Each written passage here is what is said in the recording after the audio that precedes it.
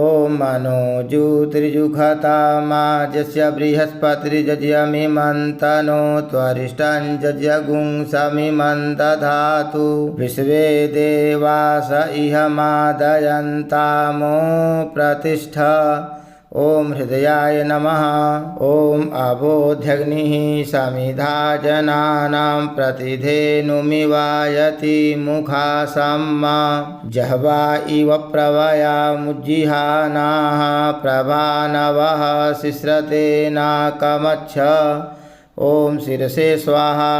ॐ मूर्धानन्दिवो अरतिं पृथिव्या वैश्वानरमृत आजातमग्निं कविगुं सम्राजमतिथिं जनानामासन्ना पात्रं जनयन्त देवाः। ॐ शिखायै वषट्। ॐ मर्माणि ते वर्मणाच्छादयामि सोमस्त्वा राजामृतेनानुवस्ताम् उरोर्वरीयो वरुणस्ते कृणोतु जयन्तन्त्वानुदेवा मदन्तु। ॐ कवचाय हुम्। ॐ विश्वतश्चक्षुरुत विश्वतो मुखो विश्वतो बाहुरुत विश्वतस्पात सम्बाहुभ्यां धमति सम्पतत्रैर्द्यावा भूमि जनयन् देव एकः। ॐ नेत्रत्रयाय वौषट्। ॐ मानस्तोके तनये मान आयुखि मानो गोखुमानो अश्वेखुरीरिखः मानो वीरान् रुद्रभामिनो वधिर्रेहविखमन्तः सदमित्वा हवामहे।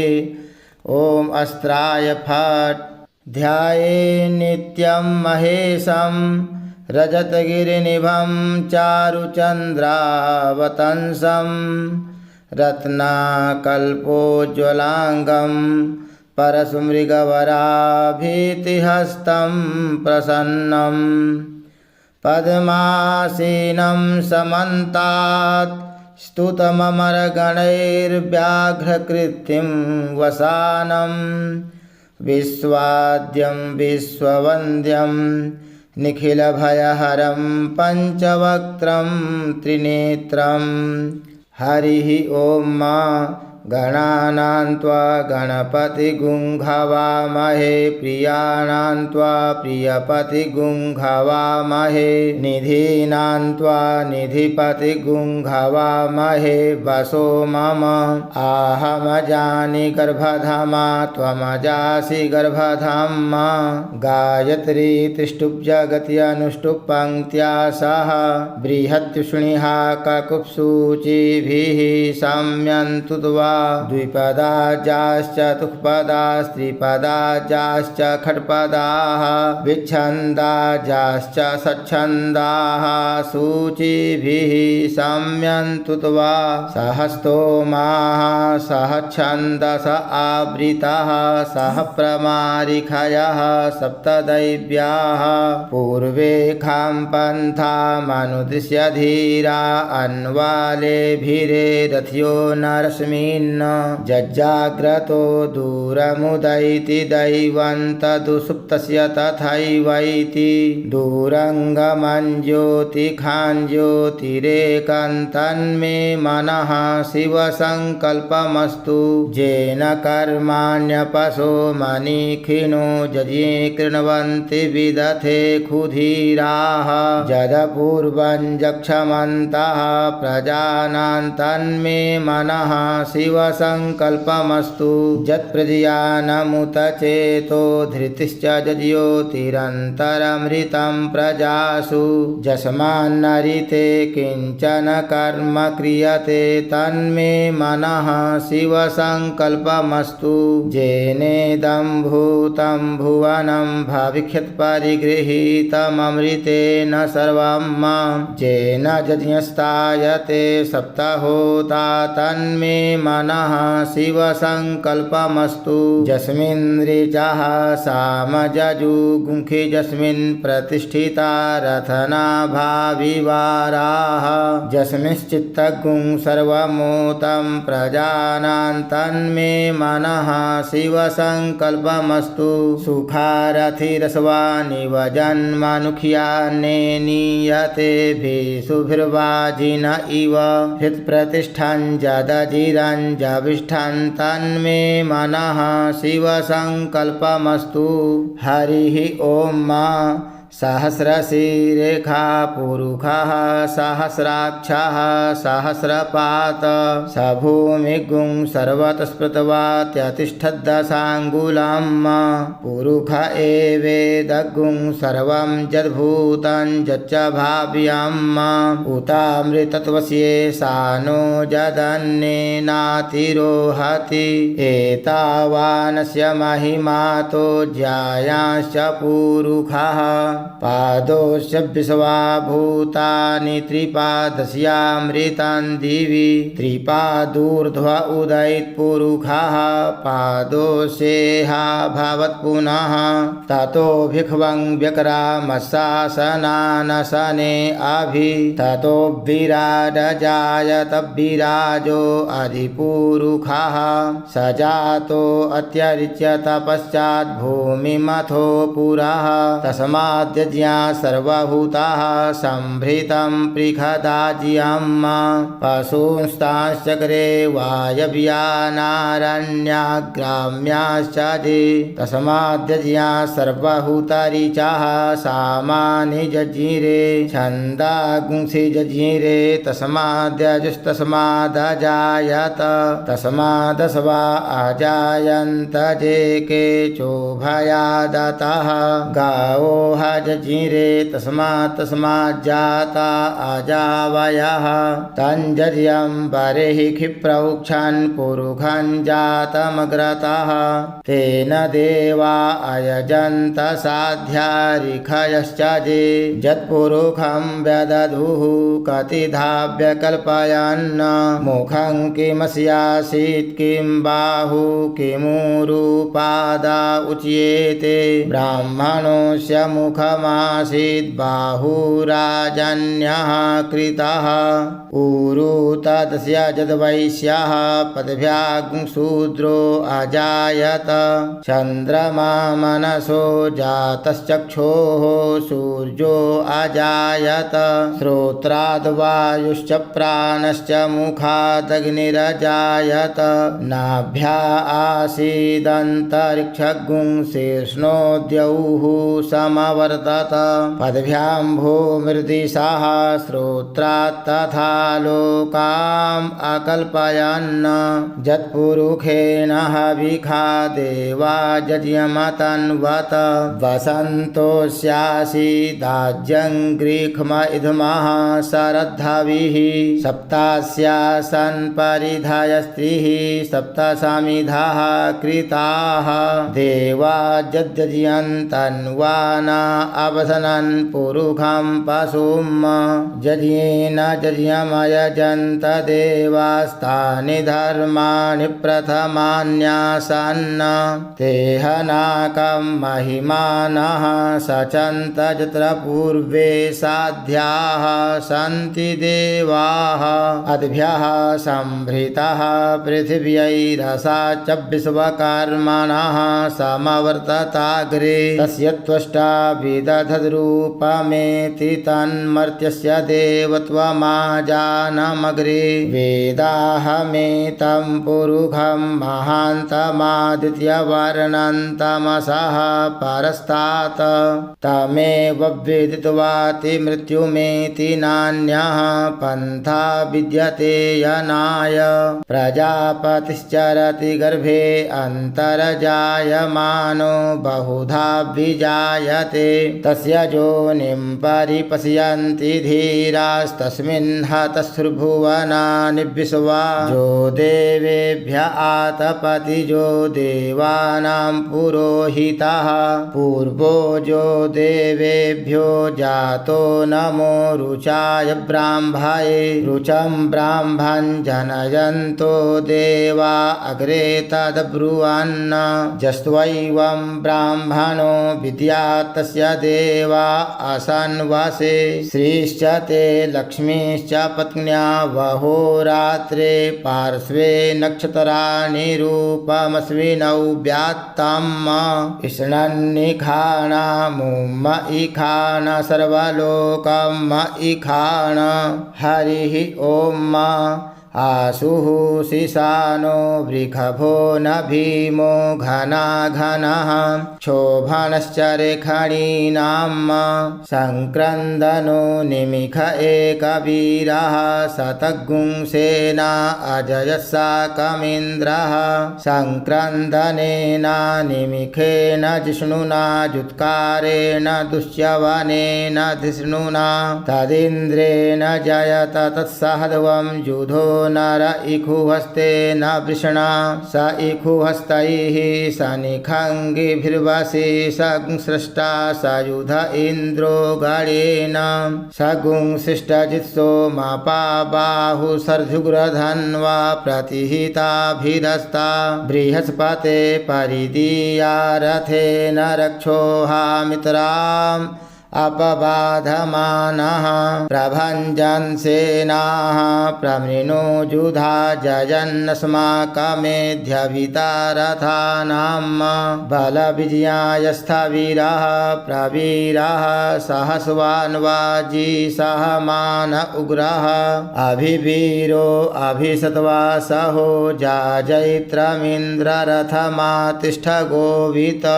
गोत्रभिदङ्गो विदं वज्र बाहुञ्जयन्तमजमप्रमृणन्तमोजसा इमगुंसजाता अनुवीरयध्वमिन्द्रगुंसखायो अनुसगुंरभध्वम्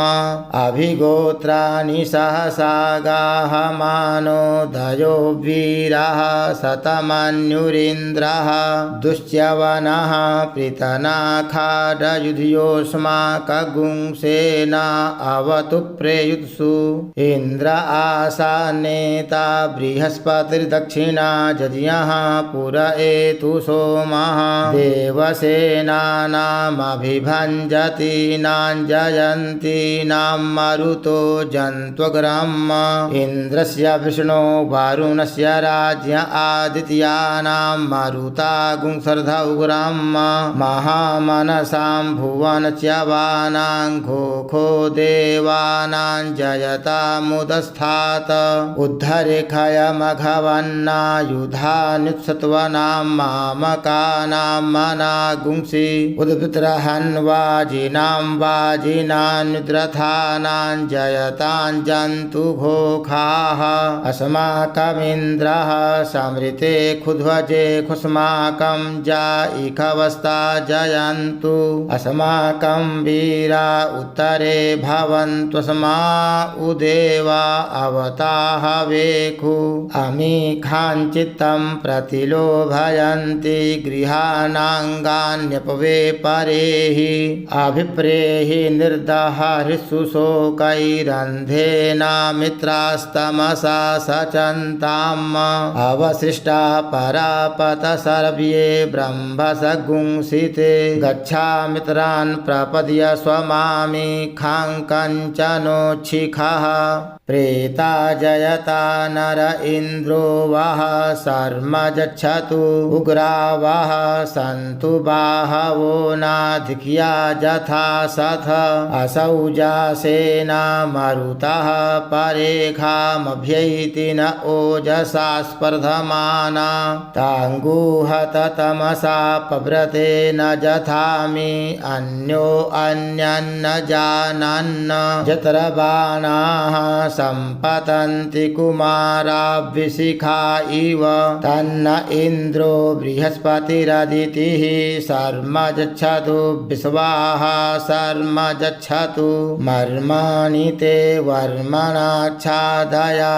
सोमस्त्वा राजामृतेनानुवस्ताम् उरोर्वरीयो वरुणस्ते कृणोतु जयन्तन्त्वानुदेवा मदन्तु हरिः ॐ बिभ्राट् बृहत्पिबतु सौम्यं मध्वायुर्दधद्यज्ञपता वविहृतं वातजूतो जो अभिरक्षतित्मना प्रजाः पुपोखपुरुधाभिराजति उदुत्यं जातवेदसं देवं वहन्ति केतवः दृशे विश्वाय सूर्यं जेन पावकचक्षसा भुरण्यन्तं जना अनुत्वं वरुण पश्यसि दैव्यावध्वर्यु आगतगुं रथेन सूर्यत्वचा मध्वा यज्ञगुं समञ्जाथे तं प्रत्नथायं वेनश्चित्रं देवानां तं प्रत्नथा पूर्वथा विश्वथे मथा ज्येष्ठता तिं बर्हि खदगुं स्वर्विदं प्रतीचीनं वृजनन्दो हसे धुनिमासुञ्जयन्तमनुया सुवर्धसे अयं वेनश्चोदयत्प्रश्निगर्भा ज्योतिर्जरायुरजसो विमाने इममपागुंसङ्गमे सूर्यस्य शिशून्न विपरा मतिभिरिहन्ति चित्रं देवानामुदगाधनि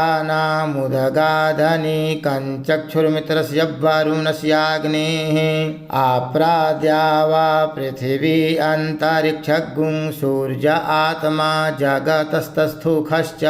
आनयिडाभिर्विदथे सुषस्तिविश्वानरः सविता देव एतु अपि यथा जुवानो मत्सथानो विश्वं जगदभिपित्वे मनीखा जदद्यकच्चवित्रहन्नुदगा अभिसूर्य सर्वन्तदिन्द्रते वसे तारानिर्विश्वदर्शतो ज्योतिःकृदसि सूर्य विश्वमाभासिरोचनम् तत्सूर्यस्य देवत्वं तन्महित्वं मध्याकर्तोर्विततगुं सञ्जभार जदेदयुक्तहरितः सधस्थादाद्रात्रिवासस्तनुते शिमस्मै तन्मित्रस्य वरुणस्याभिचक्षे सूर्यो रूपं कृणुतेद्यो रूपस्थे अनन्तमन्यदृशतस्य पाजः कृष्णमन्यद्धरितः सम्भरन्ति बड्महा असि सूर्यबडादित्यमहा असि महस्ते सतो महिमापनस्य ते धा देवमहा असि वत्सूर्यस्रवसा महा असि सत्रा देवमहा असि मह्ना देवानामसुर्जः पुरोहितो विभुर्योतिरदाभ्यम् श्रायन्त इव सूर्यं विश्वेदिन्द्रस्य भक्षत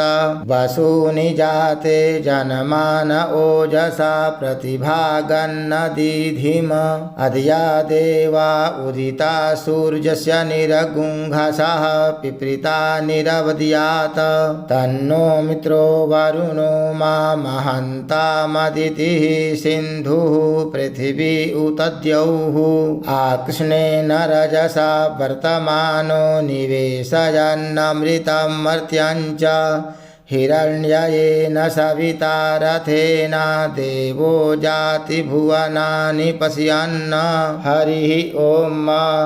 नमस्ते रुद्रमन्यव उतोत इखवे नमः बाहुभ्यामुत ते नमः जाते रुद्रशिवा तनूरघोरा पापकाशिनी तया नस्तन्वा सन्तमया गिरिसन्ताभिचाकसीः जामिखुङ्गिरिसन्तहस्ते बिभर्ख्यस्तवे शिवाङ्गिरित्रतां कुरुमाहि गुंसीः पुरुखं जगत शिवेन वचसा त्वा गिरिसाक्षा वदामसि यथा नः सर्वमिज्जगदलक्ष्मगुं सुमना असत अधियवोचदधिवक्ता प्रथमो दैव्योऽभिखक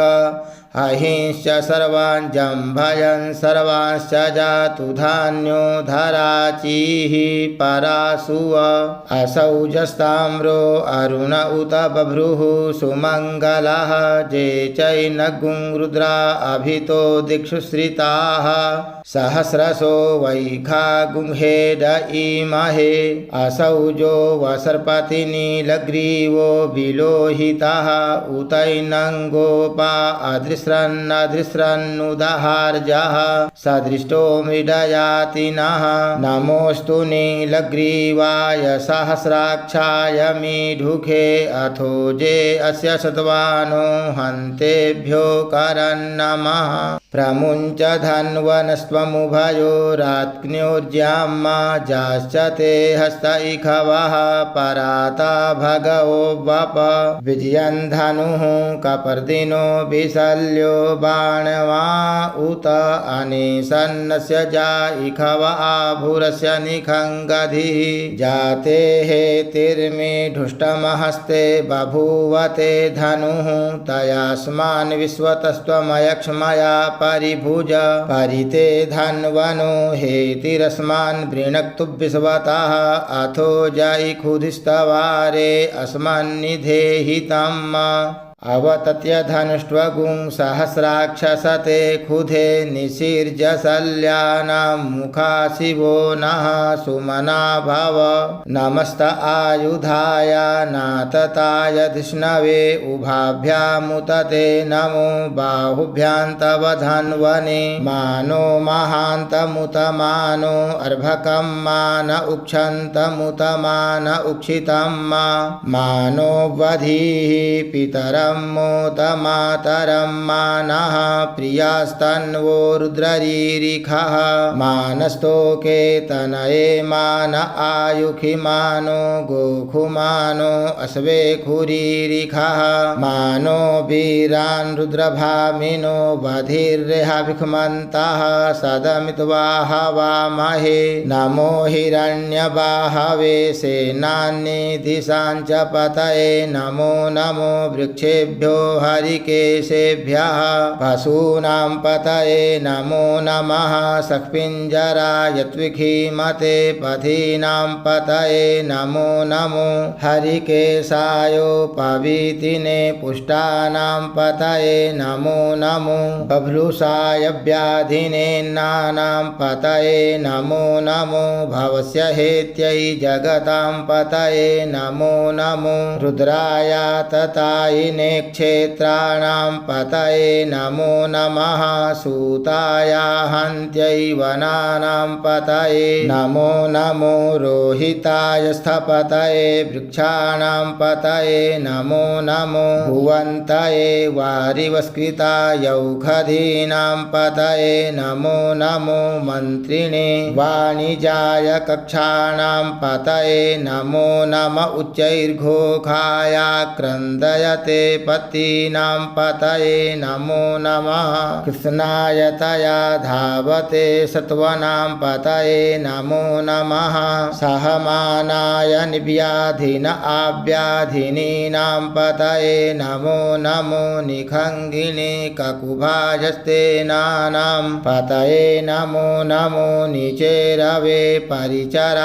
परिचरायारण्यानां पतये नमो नमो वञ्चते परिवञ्चते स्थायूनां पतये नमो नमो निखङ्गिन इखुधिमते तस्कराणां पतये नमो नमः श्रीकायभ्यो जिघागुंसद्भ्यो मुष्णतां पतये नमो नमो श्रीमद्भ्यो नक्तञ्चरद्भ्यो विकृन्तानां पतये नमः नम उष्णीखिणे गिरिचराय कुलुञ्चानां पतये नमो नम इखुमद्भ्यो धन्वायभ्यश्च वो नमो नम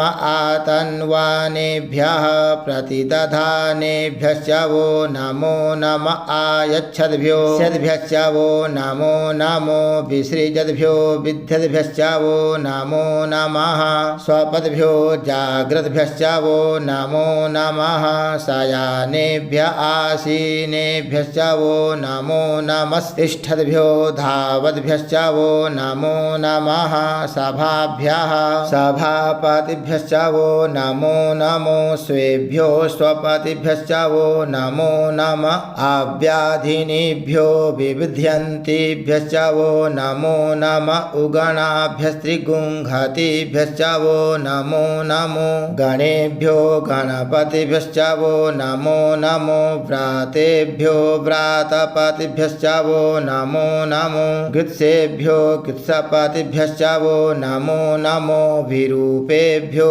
विश्वरूपेभ्यश्च वो नमो नमः सेनाभ्यः सेनानिभ्यश्च वो नमो नमो रथिभ्यो अरथेभ्यश्च वो नमः क्षत्रिभ्यः संगृहीतभ्यश्च वो नमो नमो महद्भ्यो अर्भकेभ्यश्च वो नमः नमस्तक्षभ्यो रथकारेभ्यश्च वो नमो नमः कुलालेभ्यः कर्मारेभ्यश्च वो नमो नमो निखादेभ्यः पुञ्जिष्ठेभ्यश्च वो नमो नमः स्वनिभ्यो मृगयुभ्यश्च वो नमो नमः स्वभ्यः स्वपतिभ्यश्च वो नमो नमो भवाय च रुद्राय च नमः सर्वाय च पशुपतये च नमो नीलग्रीवाय च शितिकण्ठाय च नमः कपर्दिने च विप्तकेशाय च नमः सहस्राक्षाय च शतधन्वने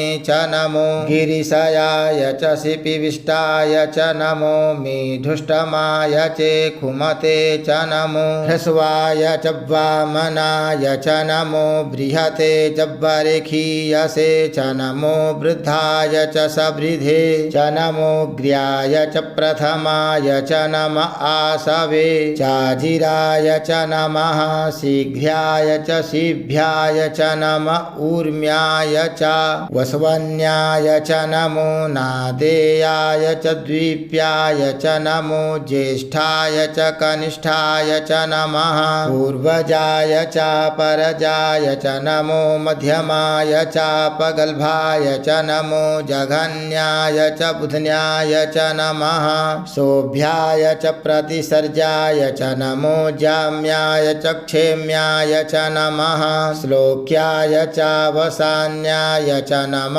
उर्वर्ज्याय च खल्याय च नमो वन्याय च कक्ष्याय च नमः श्रवाय च प्रतिश्रवाय च नम आसुखेणाय च सुरथाय च नमः शूराय च वभेदिने च नमो बिल्मिने च कवचिने च नमो वर्मिने च वरूथिने च नमः श्रुताय च श्रुतसेनाय च नमो दुन्दुभ्याय च हनन्याय च नमो धिष्णवे च प्रमृषाय च नमो निखङ्गिने चेखुधिमते च नमस्तीक्ष्णे खवे चायुधिने च नमः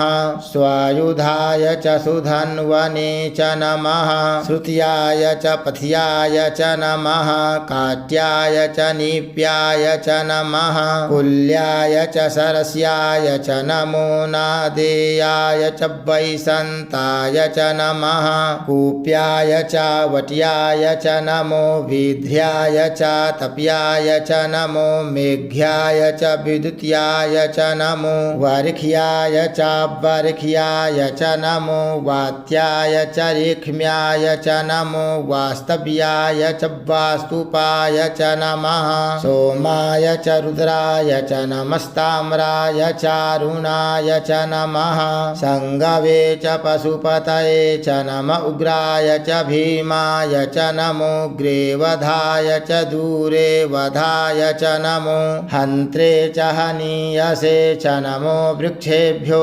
हरिकेशेभ्यो नमस्ताराय नमः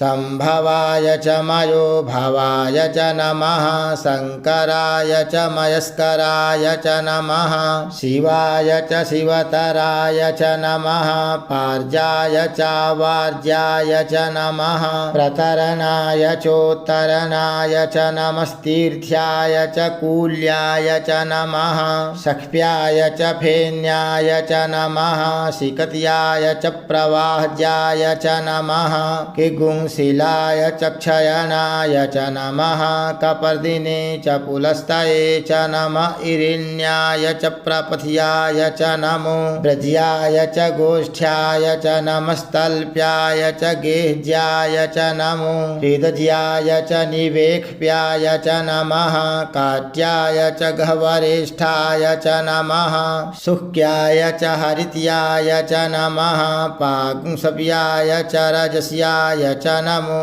लोप्याय चोलप्याय च नमः पूर्व्याय च सूर्व्याय च नमः पर्णाय च पर्णसदाय च नमः उद्गुरमाणाय च भिघ्नते च नमः आखिदते च प्रखिदते च नमः एकुकृद्भ्यो धनुकृद्भ्यश्च वो नमो नमो वाह किरीकेभ्यो देवानागुंहृदयेभ्यो नमो विचिन्वत्केभ्यो नमो विक्षिणत्केभ्यो नमः आनिर्हतेभ्यः द्रापे अन्धसस्पते दरिद्रनीललोहित आसां प्रजानामेखां पशूनां माभेर्मा रोगमोचनः किञ्चन ममत इमा रुद्राय तवसे कपर्दिने क्षयद्वीराय प्रभरा महेमतीः यथा समसद्विपदे चतुष्पदे विश्वं पुष्टं ग्रामे अस्मिन्ननातुरं जाते रुद्रशिवा तनुः शिवा विश्वाः भेखजी शिवा ऋतस्य भेखजी तया नो मृडजीवसे परिणो रुद्रस्य हेतिर्विनक्तु परित्वेखस्य दुर्मतिरघायोः अवस्थिरामघवद्भ्यस्तनुक्वमीढ्वस्तो कायतनयाय मृड मीढुष्टमशिवतमशिवो नः सुमना भव परमे वृक्ष आयुधन् निधाय कृतिं वसान आचर पिनाकं बिभ्रदा गहि विकिरद्रव्यलोहित नमस्ते अस्तु भगवः जास्ते सहस्रगुंहेतयोन्यमस्मन्निवपन्तु ताः सहस्राणि सहस्रशो बाहवोस्तव हेतयः तासामीशानो भगवः पराचीना मुखाकृधि असंख्याता सहस्राणि जे रुद्रा अधिभूम्यां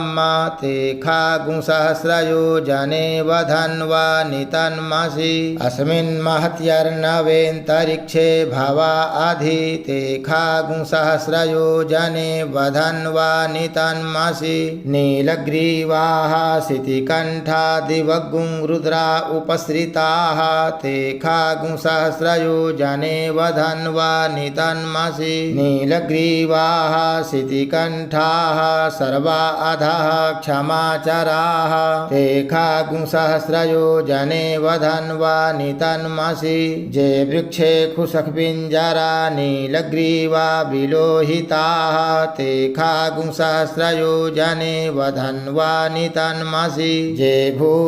भूतानामधिपतयो विशिखासः कपर्दिनः ते खागुंसहस्रयोजने वधन्वानि तन्मसि जे पथां पथि रक्षय ऐलवृदा आयुर्युधः ते खागुंसहस्रयोजने वधन्वानि तन्मसि जे तीर्थानि प्रचरन्ति श्रीकाहस्तानि खङ्गिनः ते खागुंसहस्रयोजने वधन्वानि तन्मसि जेन्ने कुविभिद्यन्ति पात्रे कुपिबतो जनान्न ते खागुंसहस्रयोजने वधन्वानि तन्मसि ज एतावन्तश्च भूया गुंसश्च दिशो रुद्रावृतस्थिरे ते खागुंसहस्रयोजने वधन्वानि तन्मसि नमोऽस्तु रुद्रेभ्यो जे दिवि जे खाम्बरेखमिखवः तेभ्यो दश प्राचीर्दश दक्षिणा दश प्रतीचिर्दशोदीचिर्दशोर्ध्वाः तेभ्यो नमो अस्तु तेनो वन्तु तेनो मृडयन्तु ते जन्तुक्मो जश्च नो द्वेष्टितमेखाञ्जम्भे दधमः नमोऽस्तु रुद्रेभ्यो जेऽन्तरिक्षे जे खाम्बात इखवः तेभ्यो दश प्राचीर्दश दक्षिणा दश प्रतीचिर्दशोदीचिर्दशोर्ध्वाः तेभ्यो नमो अस्तु तेनो वन्तु तेनो मृडयन्तु ते जन्तुक्मो जश्च नो द्वेष्टितमेखाञ्जम्भे दधमः नमोऽस्तु रुद्रेभ्यो जे पृथिव्यां जे खामन्नमिखवः तेभ्यो दश प्राचीर्दश दक्षिणा दश प्रतीचिर्दशोदीचिर्दशोर्ध्वाः स्वाहा तेभ्यो नमो अस्तु ते नो वन्तु ते नो मिडजन्तु ते जन्तुक्मो जश्च नो द्वेष्टितमेखाञ्जम्भे दधमः हरिः ॐ वयगुंसोमव्रते तव मनस्तनूखुबिभ्रतः प्रजावन्तः सचेमहि एकते रुद्रभागः सहस्वस्राम्बिकया तञ्जुखस्वस्वाहैखते रुद्रभाग आकुस्ते पशुः अवरुद्रमदीमहजवदेवं त्र्यम्बकं यथा नो वस्य संस्कर्द्यथा नः श्रेयसंस्कर्द्यथा नो व्यवसाय भेखजमसि भेखजङ्गवे स्वाय पुरुखाय भेखजं सुखं मेखाय मेख्यै त्र्यम्बकं जजामहे सुगन्धिं पुष्टिवर्धनं उर्वारुकमिव बन्धनान् मृत्योर्मुक्षीयमामृतात् त्र्यम्बकं जजामहे सुगन्धिं पतिवेदनं उर्वारुकमिव बन्धनादितो मुक्षीयमामृतात् एतत्ते रुद्रा वसन्तेन परो मुजवतोतिः अवतत धन्वा पिनाकावसः कृत्तिवासा अहिगुंसन्नः शिवोतिः त्र्यायुखं जमदग्नेः कश्यपस्य त्र्यायुखं जतेवेखुत्र्यायुखं तन्नो अस्तु त्र्यायुखं शिवो नामाशिष्वधितिस्ते पिता नमस्ते अस्तु मामाहिगुंसीः निवर्तयाम्यायुखेन्नाद्याय प्रजननाय रायस्पोखाय सुप्रजास्त्वाय सुवीर्याय हरिः ॐ उग्रश्च भीमश्च ध्वान्तश्च धुनिश्च सासहवांश्चाभिगुवाच विक्षिपः स्वाहा अग्निगुंहृदयेन शनिगुंहृदयाग्रेण पशुपतिं कृष्णहृदयेन भवं जग्ना सर्वं मतस्नाभ्यामीशानं मन्युना महादेवमन्तः परिसव्येनोग्रं देवं वनिष्ठुना वसिष्ठहनुः सिंगिनिकोस्याभ्याम् उग्रं लोहितेन मित्रगुंसौ वृत्येन रुद्रं दौर्वृत्येनेन्द्रं प्रक्रीडेन मरुतो बलेन साध्यान् प्रमुदा भावस्य कण्ठगुं रुद्रस्यान्तः पार्श्व्यं महादेवस्य जकृच्छर्वस्य वनिष्ठुः पशुपतेः पुरी तत लोमभ्यः स्वाहा लोमभ्यः स्वाहा त्वचे स्वाहा त्वचे स्वाहा लोहिताय स्वाहा लोहिताय स्वाहा मेदोभ्यः स्वाहा मेदोभ्यः स्वाहा मागुंसेभ्यः स्वाहा मागुंसेभ्यः स्वाहा स्नावभ्यः स्वाहा स्नावभ्यः स्वाहा स्थभ्यः स्वाहा स्थभ्यः स्वाहा मज्जभ्यः स्वाहा मज्जभ्यः स्वाहा रेतसे स्वाहा पायवे स्वाहा आयासाय स्वाहा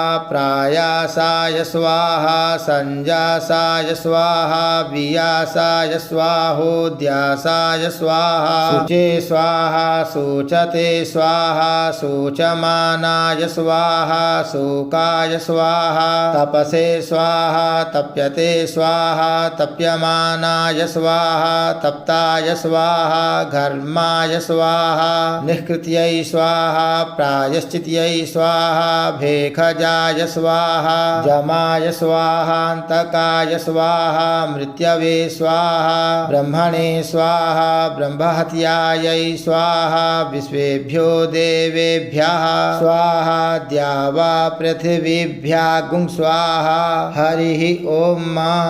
वाजश्च मे प्रसवश्च मे प्रयतिश्च मे प्रसितिश्च मे धीतिश्च मे क्रतुश्च मे स्वरश्च मे श्लोकश्च मे श्रवश्च मे श्रुतिश्च मे ज्योतिश्च मे स्वश्च मे जज्ञेन कल्पन्तां प्राणश्च मे पानश्च मे व्यानश्च मे सुश्च मे चित्तं च म आधीतं च मे वाक् च मे मनश्च मे चक्षुश्च मे श्रोत्रं च मे दक्षश्च मे बालञ्च मे जज्ञेन कल्पन्ताम् ओजश्च मे साहश्च म आत्मा च मे तनुश्च मे शर्म च मे वर्म च मे गानि च मे स्थीनि च मे परुगुंखि च मे शरीराणि च म आयुश्च मे जरा च मे जज्ञेन कल्पन्ताम् ज्येष्ठ्यञ्च म आधिपत्यञ्च मे मन्युश्च मे भामश्च मे मश्च मे भश्च मे जेमा च मे महिमा च मे वरिमा च मे प्रथिमा च मे वरेखिमा च मे द्राघिमा च मे वृद्धञ्च मे वृद्धिश्च मे जज्ञेन कल्पन्ताम् सत्यञ्च मे श्रद्धा च मे जगच्च मे धनञ्च मे विश्वञ्च मे महश्च मे क्रीडा च मे मोदश्च मे जातञ्च मे जनिह्यमाणञ्च मे सूक्तञ्च मे सुकृतञ्च मे जज्ञेन कल्पन्ताम्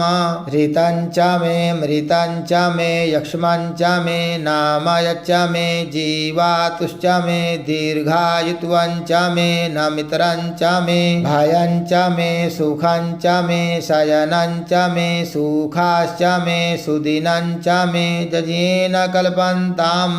जन्ता च मे धर्ता च मे क्षेमश्च मे धृतिश्च मे विश्वञ्च मे महश्च मे संविच्च मे ज्ञात्रञ्च मे सुश्च मे प्रसूश्च मे क्षीरञ्च मे लयश्च मे जज्ञेन कल्पन्ताम्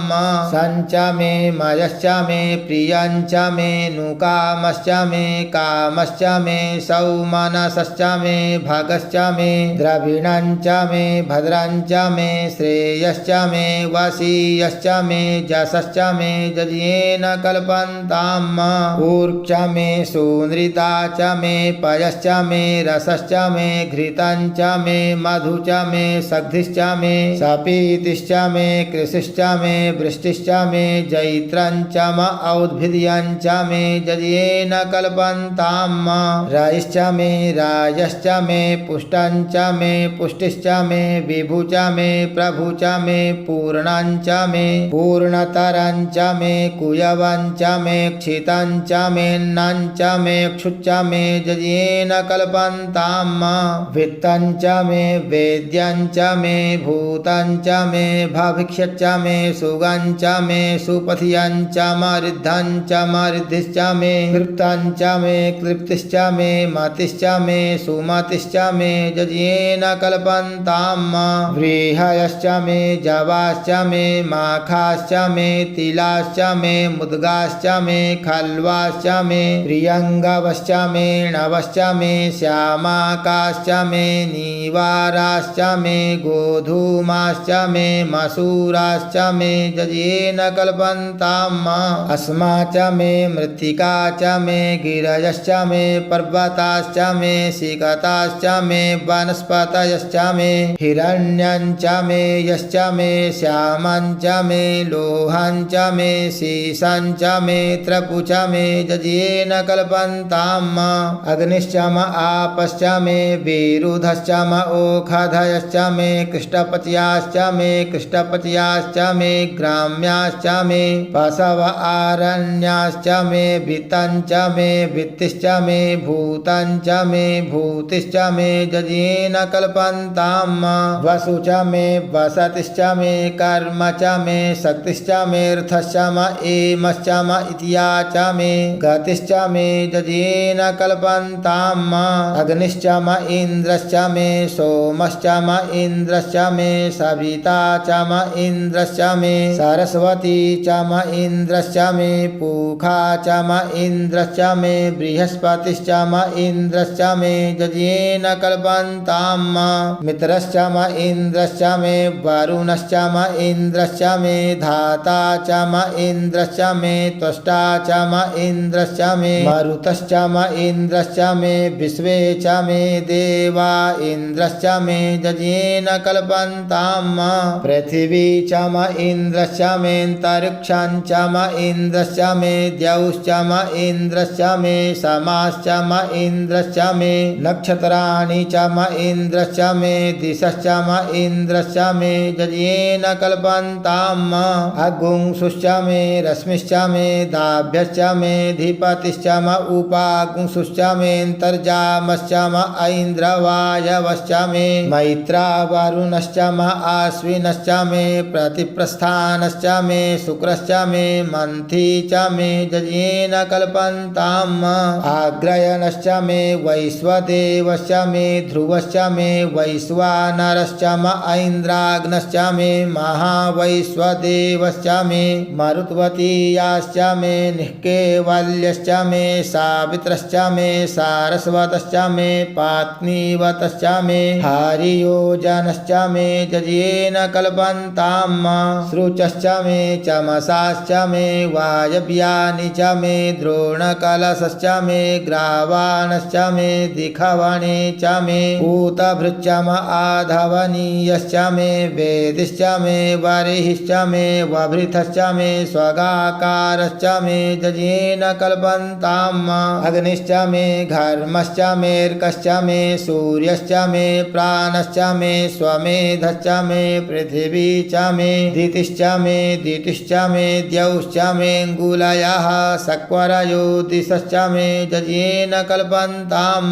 व्रतञ्च मरितवश्च मे तपश्च मे संवत्सरश्च मे होरात्रे पूर्वष्ठीवे बृहद्रथान्तरे च मे जज्ञेन कल्पन्ताम् एका च मे तिस्रश्च मे तिस्रश्च मे पञ्च च मे पञ्च च मे सप्त च मे सप्त च मे नव च मे नव च म एकादश च म एकादश च मे त्रयोदश च मे त्रयोदश च मे पञ्चदश च मे पञ्चदश च मे सप्तदश च मे सप्तदश च मे नवदश च मे नवदश च म एकविंशतिश्च म एकविंशतिश्च मे त्रयोविंशतिश्च मे त्रयोविंशतिश्च मे पञ्चविंशतिश्च मे पञ्चविंशतिश्च मे सप्तविंशतिश्च मे सप्तविंशतिश्च मे नवविंशतिश्च मे नवविंशतिश्च म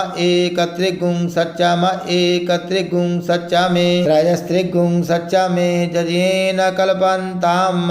चतस्रश्च मे ष्टौ च मे ष्टौ च मे द्वादश च मे द्वादश च मे षोडश च मे षोडश च मे विंशतिश्च मे विंशतिश्च मे चतुर्विंशतिश्च मे चतुर्विंशतिश्च मे अष्टाविंशतिश्च मे अष्टाविंशतिश्च मे द्वात्रिंशच्च मे द्वात्रिंशच्च मे खत्रिंशच्च मे खत्रिंशच्च मे चत्वारिंशच्च मे चत्वारिंशच्च मे चतुश्चत्वारिंशच्च मे चतुश्चत्वारिंशच्च मे अष्टाचत्वारिंशच्च मे जज्ञेन कल्पन्ताम् त्रयविश्च मे त्रयविश्च मे द्वितीयवाट् च मे द्वितीयौहि च मे पञ्चाविश्च मे पञ्चाविश्च मे त्रिवत्सश्च मे त्रिवत्सा च मे तुर्यवाट् च मे तुर्यौहि च मे जज्ञेन कल्पन्ताम् पष्ठवाट् च मे पष्ठौहि च म उक्षा च मे वसा च म ऋखवश्च मे वेहच्च मे नरमाश्च मे धेनुश्च मे जज्ञेन कल्पन्ताम्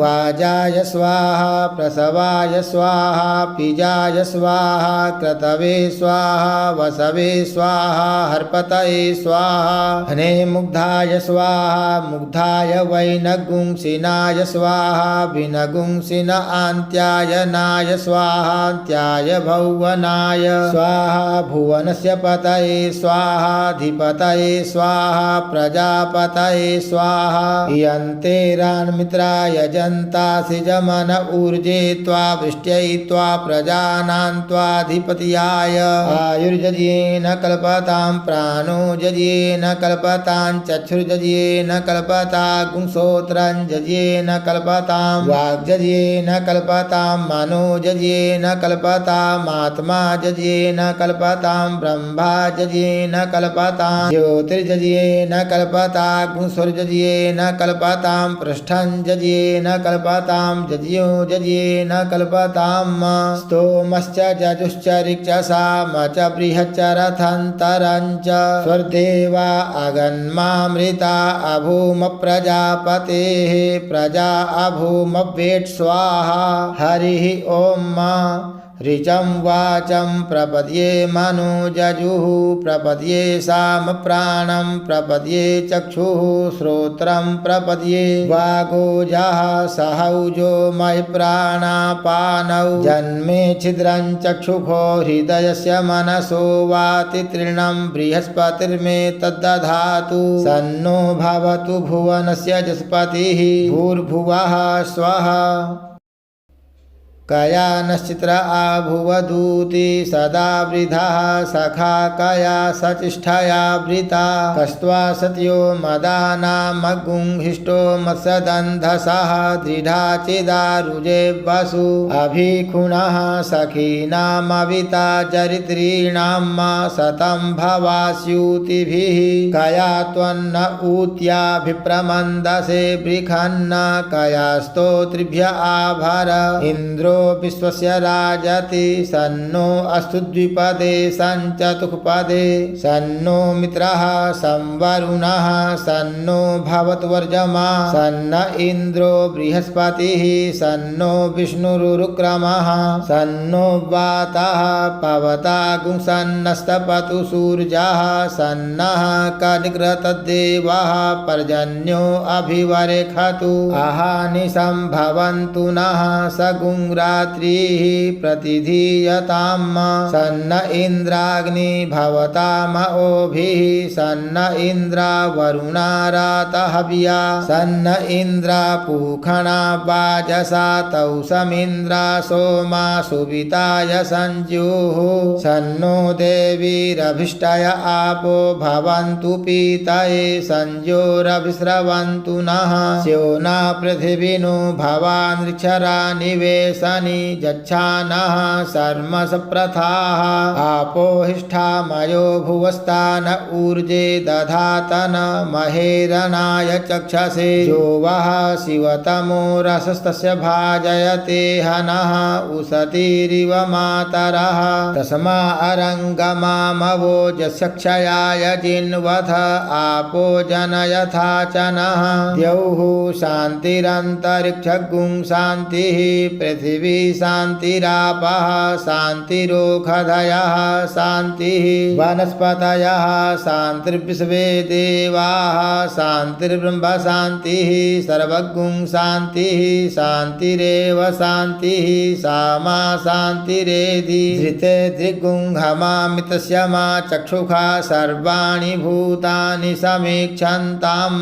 मित्रस्याहं चक्षुषा सर्वाणि भूतानि समीक्षे मित्रस्य चक्षुषा समीक्षामहे धृते दृग्गुंहमाद्योक्ते सन्दिशि जीव्या संयोक्ते सन्दिशि जीव्या सम्मा नमस्ते हरसे शोचिखे नमस्ते अस्त्वर्चिखे अन्यास्ते अस्मत्तपन्तु हेतयः पावको अस्मभ्यगुं शिवो भव नमस्ते अस्तु विद्युते नमस्ते स्तनैतनवे नमस्ते भगवन्नस्तु जतः स्वः समीहसे जतो यतः समीहसे ततो नो अभयं कुरु सन्नः कुरु प्रजाभ्यो भयन्नः पशुभ्यः सौमित्रियान आप ओखधयः सन्तु दुर्मित्रियास्तस्मै सन्तु जोष्मान् द्वेष्टिजञ्चव्ययन् दुःखमः तच्चक्षुर्देवहितं पुरस्ताच्छुक्रमुच्चरत पश्येम शरदः शतं जीवेम शरदः शतगुं शृणुयाम शरदः शतं प्रब्रवाम शरदः शतमदीनाः श्याम शरदः शतं भूयश्च शरदः शतात हरिः ॐ स्वस्ति न इन्द्रो वृद्धश्रवाः स्वस्ति नः पूषा विश्ववेदाः स्वस्ति नस्तार्क्ष्यो अरिष्टनेमिः स्वस्ति नो बृहस्पतिर्दधातु ॐ पयः पृथिव्यां पय ओखधिकुपयो दिव्यन्तरिक्षे पयोधाः पयस्वतीः प्रदिशः सन्तु महिजम् ॐ विष्णोरराटमसि विष्णोः स्नप्त्रेस्थो विष्णु विष्णोः शिवरासि विष्णोर्ध्रुवोऽसि वैष्णवमसि विष्णवे त्वा ॐ अग्निर्देवता वातो देवता सूर्यो देवता चन्द्रमा देवता वसवो देवता रुद्रा देवता द्वितीया देवता मरुतो देवता विश्वे देवा देवता बृहस्पतिर्देवतेन्द्रो देवता वरुणो देवता ॐ सद्यो जातं प्रपद्यामि सद्यो जाताय वै नमो नमः भवे भवेनाति भवे भवस्व मां भवोद्भवाय नमः वामदेवाय नमो ज्येष्ठाय नमः श्रेष्ठाय नमो रुद्राय नमः कालाय नमः कलविकरणाय नमो बलविकरणाय नमो बलाय नमो बलप्रमथनाय नमः सर्वभूतदमनाय नमो मनोन्मनाय नमः अघोरेभ्योऽथ घोरेभ्यो घोरघोरतरेभ्यः सर्वेभ्यः सर्वसर्वेभ्यो नमस्ते अस्तु रुद्ररूपेभ्यः तत्पुरुषाय विद्महे महादेवाय धीमहि तन्नो रुद्रः प्रचोदयात् ईशानः सर्वविद्यानामीश्वरः सर्वभूतानां ब्रह्माधिपतिर्ब्रह्मणोऽधिपतिर्ब्रह्मा शिवो मे अस्तु सदा शिवो ॐ शिवो नामासि स्वधितिस्ते पिता नमस्ते अस्तु माहि गुंसीः निवर्तयाम्यायुखेन्नाद्याय प्रजननाय राजस्पोखाय सुप्रजास्त्वाय सुवीर्याय ॐ विश्वानि देव सवितर्दुरितानि परासुव जद्भद्रन्तन्न आसुव ॐ द्यौः शान्तिरन्तरिक्षगुं शान्तिः पृथिवी शान्तिरापः शान्तिरोषधयः शान्तिः वनस्पतयः शान्तिर्विश्वे देवाः शान्तिर्ब्रह्म शान्तिः सर्वगुं शान्तिः शान्तिरेव शान्तिः सामा शान्तिरेधि ॐ सर्वेखां वा एकवेदानागुंरसो यत्साम सर्वेखामेवैनमे तद्वेदानागुंरसेनाभिखिञ्चति ॐ शान्तिः शान्तिः शान्तिः सुशान्तिर्भवतु सर्वारिष्टशान्तिर्भवतु यदक्षरपदभ्रष्टं मात्राहीनं च यद्भवेत् तत्सर्वं क्षम्यतां देव प्रसीद परमेश्वर ॐ श्री साम्ब सदाशिवार्पणमस्तु।